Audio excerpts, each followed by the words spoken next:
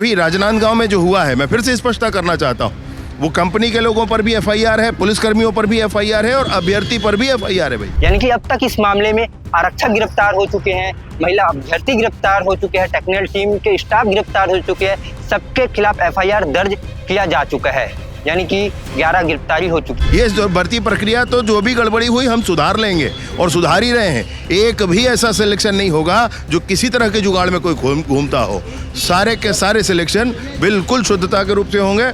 और विशेष रूप से आपसे एक बात कहें तो हो सकता है कि अगर राजनांदगांव में भी अगर टेक्निकल टीम गड़बड़ी कर रही है तो पूरे छत्तीसगढ़ में भी गड़बड़ी कर रही हो। इसकी क्या गारंटी है कि पूरे छत्तीसगढ़ में इस प्रकार की गड़बड़ी नहीं हो रही होगी, क्योंकि हमारे वीडियो के माध्यम से कई अभ्यर्थी कमेंट करते नजर आए कि हमारे यहाँ भी कई गड़बड़ी सामने आई है। नमस्कार, जय जोहार, जय छत्तीसगढ़ में योगेश्वर भिलाई टाइम्स दिखना शुरू कर चुके हैं। पुलिस आरक्षक भर्ती गड़बड़ी को लेकर एक बार फिर से बड़ा अपडेट सामने आ रहा है। इस मामले में गिरफ्तारी का सिलसिला लगातार जारी है। जांच टीम ने एक बार फिर से 4 आरोपियों को गिरफ्तार किया है, जिसमें 3 पुलिसकर्मी और एक महिला अभ्यर्थी। इससे पहले 7 गिरफ्तारी हो चुकी है, जिसमें से 4 पुलिसकर्मी थे और एक महिला अभ्यर्थी और 2 टेक्निकल टीम के स्टाफ थे। यानी कि कुल मिलाकर अब तक 11 गिरफ्तारी हो चुकी है। ऐसे कयास लगाए जा रहे हैं कि इस मामले में और भी ज्यादा गिरफ्तारी हो सकती है। सोमवार यानी कि कल जिसकी गिरफ्तारी हुई है, जिन आरक्षकों की गिरफ्तारी हुई है, उसके नाम है विकास सिंह राजपूत,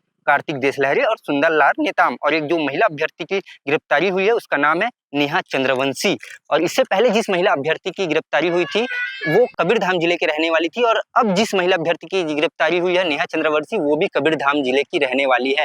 यानी कि 2 अभ्यर्थियों की गिरफ्तारी हुई है इस मामले में, दोनों कबीरधाम जिले के रहने वाले हैं। यानी कि अब तक इस मामले में आरक्षक गिरफ्तार हो चुके हैं, महिला अभ्यर्थी गिरफ्तार हो चुके हैं, टेक्निकल टीम के स्टाफ गिरफ्तार हो चुके हैं, सबके खिलाफ एफआईआर दर्ज किया जा चुका है।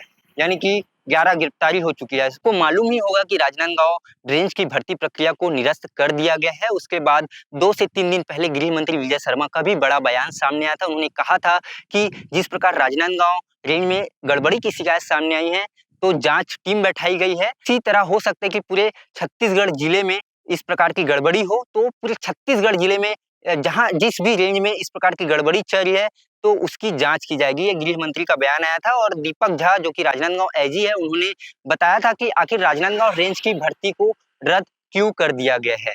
उन्होंने बताया कि राजनांदगांव एसपी मोहित गर्ग ने ये पत्र लिखा था कि राजनांदगांव रेंज में भर्ती प्रक्रिया में गड़बड़ी चल रही है, साथ ही साथ कुछ टेक्निकल इशू भी सामने आ रहे हैं और सॉफ्टवेयर में भी गड़बड़ी है, इसलिए पुलिस भर्ती प्रक्रिया को स्थगित कर दिया जाए, रद्द कर दिया जाए। ये राजनांदगांव पुलिस अधीक्षक मोहित गर्ग ने पत्र लिखकर बकायदा मुख्यालय को प्रेषित किया था।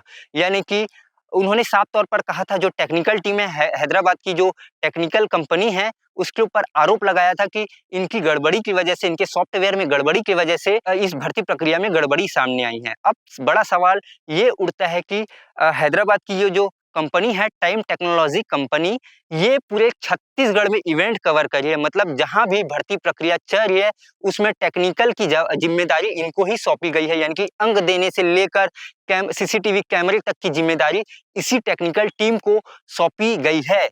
और इसी टेक्निकल टीम ने राजनांदगांव में गड़बड़ी की थी, इसलिए इस कंपनी के कर्मचारी गिरफ्तार हुए हैं। वन विभाग की भी भर्ती हुई थी कुछ दिन पहले, उसमें भी इस टेक्निकल टीम को जिम्मेदारी सौंपी गई थी। क्या वन विभाग में भी इस प्रकार की गड़बड़ी हुई होगी, ये भी जांच का विषय है। और पूरे छत्तीसगढ़ में क्या गड़बड़ी हुई होगी, क्योंकि यही टेक्निकल टीम है, यही हैदराबाद की कंपनी है टाइम टेक्नोलॉजी कंपनी, जिसको पूरे छत्तीसगढ़ के रेंज की जिम्मेदारी सौंपी गई है पुलिस भर्ती को लेकर। तो हो सकता है कि अगर राजनांदगांव में भी अगर टेक्निकल टीम गड़बड़ी कर रही है तो पूरे छत्तीसगढ़ में भी गड़बड़ी कर रही हो। इसकी क्या गारंटी है कि पूरे छत्तीसगढ़ में इस प्रकार की गड़बड़ी नहीं हो रही होगी, क्योंकि हमारे वीडियो के माध्यम से कई अभ्यर्थी कमेंट करते नजर आए कि हमारे यहाँ भी कई गड़बड़ी सामने आई है।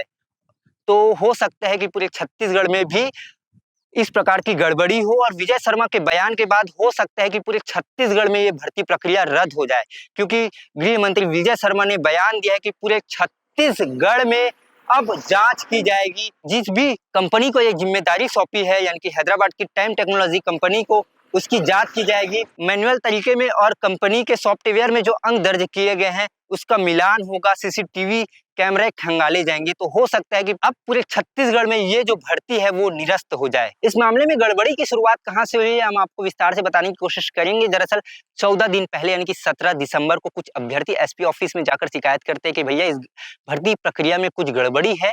इसके बाद पुलिस खुद से जाकर एफआईआर दर्ज कराती है। एफआईआर दर्ज कराने के बाद 14 आरक्षकों को संदेह के घेरे में लेती है, और जिसमें से एक आरक्षक जो है वो खुदकुशी कर लेता है। खुदकुशी करने से पहले अपने हाथ में लिखता है कि भैया इस मामले में छोटे कर्मचारी है उसको फंसाया जा रहा है और जो बड़े अधिकारी होते हैं उनको बचाया जा रहा है, यानी कि बड़े अधिकारियों पर निशाना साधा था। उसके बाद हमें लगा था कि भैया कहीं ना कहीं जो बड़े बड़े अधिकारी है इस मामले में नप सकते हैं, लेकिन अभी तक बड़े अधिकारियों के ऊपर कार्रवाई नहीं हुई है। 11 गिरफ्तारी हुई है, उसमें से 7 आरक्षक है और 2 टेक्निकल टीम के स्टाफ है और 2 महिला अभ्यर्थी है, यानी कि बड़े अधिकारी जो है अभी भी गिरफ्त में नहीं आए हैं। जब उस आरक्षक जिसका नाम अनिल रत्नाकर है उसने खुदकुशी की थी, उसके बाद राजनांदगांव आईजी दीपक झा ने इस मामले में एसआईटी गठित की थी। एसआईटी गठित करने के बाद 4 आरोपी को पहले गिरफ्तार किया था। 4 आरोपी की गिरफ्तारी के बाद फिर से पुलिस ने 3 आरोपी को गिरफ्तार किया था, यानी कि 7 आरोपी की गिरफ्तारी हो चुकी थी।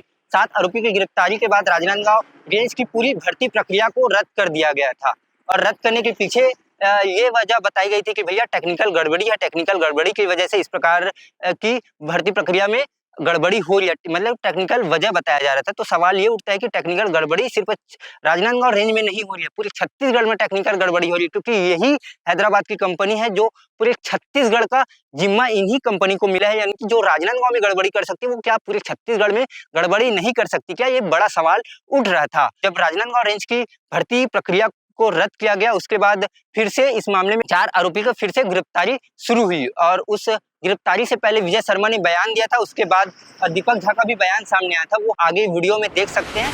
आज राजनांदगांव पुलिस द्वारा आरक्षक भर्ती गड़बड़ी में 4 और लोगों की गिरफ्तारी की गई है। इसमें विकास सिंह राजपूत, कार्तिक देश लहरे और सुंदरलाल नेता में तीनों आरक्षक हैं, और नेहा चंद्रवंशी ये कैंडिडेट हैं, अभ्यर्थी हैं। इन चारों लोगों की उसी संबंध में गिरफ्तारी की गई है और विवेचना भी जारी है। आगे जो भी विवेचना में आएगा उनके खिलाफ भी कड़ी से कड़ी कार्रवाई की जाएगी। सर, पुलिस भर्ती प्रक्रिया पे राजनांदगांव पे जिले पे चूंकि वो भर्ती को पूरी तरह से रद्द कर दिया गया है, बाकी जगहों पे जारी है। कांग्रेस इस पूरे मसले पे तंज भी कस रही है, आप इसे कैसे देखते हैं? नहीं, तंज कसने का कोई मसला ही नहीं है। इन लोगों को तो अपनी भर्ती की प्रक्रियाओं को ध्यान देना चाहिए। पीएससी में जो घोटाला किया उसकी जांच हुई और वो अभी जेल के अंदर है, जाने और कितने जेल के अंदर आ जाएंगे, उनको ध्यान देना चाहिए।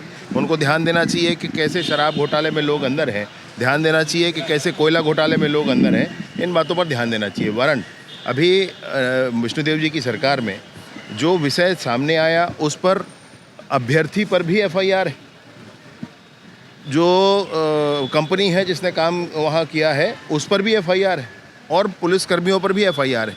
सभी पर समान रूप से कार्रवाई की गई है, और इस पूरी घटना से एक सीख लेकर के ऐसी जांच अन्य स्थानों पर भी कराई जाएगी।